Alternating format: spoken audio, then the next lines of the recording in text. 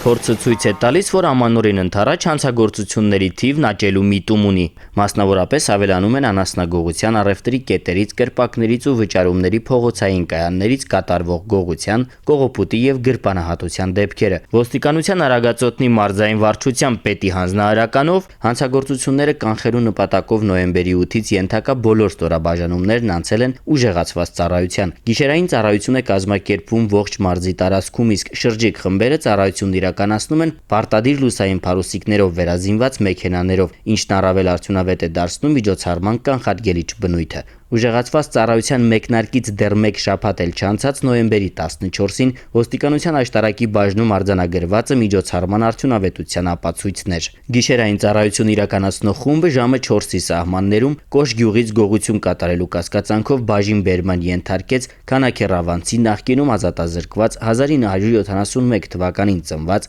Արմենակ Սարգսյանին։ Նա հայտնեց, որ գյուղում հյուրընկալվել է իր ծանոթի տանը, միասին սեղան են նստել ու կերուխում արել, իսկ երբ տանտերը քնել էր, օգտվելով առիթից վերցրել էր ձեռքն ընկածն ու դուրս եկել։ Գողոնն առգրավված է, կատարվում է քննություն։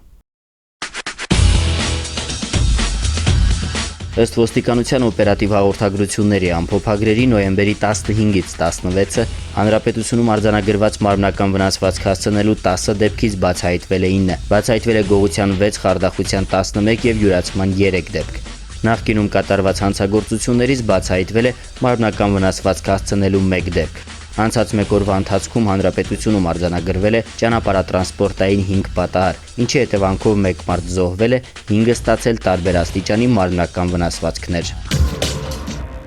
Նոյեմբերի 10-ին Կենտրոն վարչական շրջանի ոստիկանության վետերանների խորհուրդը նույն վարչական շրջանի կրթության, մշակույթի եւ սպորտի բաժնի եւ Ավետիք Իսահակյանի անվան գրադարանի հետ համատեղ կազմակերպել էր Կենտրոն համայնքի 10 դպրոցների աշակերտների նկարների ցուցահանդես։ Միջոցառումը նվիրված էր Հայաստանի Հանրապետության անկախության 25-ամյակին եւ ԽՍՀՄ միլիցիայի օրվան։ Ելույթ ունեցան Ավետիք Իսահակյանի անվան գրադարանի տնօրեն Հասմիկ Կարապետյանը, Կենտրոն վարչական շրջանի ոստիկանության վետերանների խորհրդի նախագահ Գագիկ Վարդանյանը եւ Կենտրոնի համայնքապետարանի ներկայացուցիչներ։ Աշակերտների ստեղծագործությունները գնահատող հանձնաժողովն ընտրեց լավագույն 9 նկարները, որոնց հեղինակները պարգևատրվեցին պատվոգրերով ու նվերներով։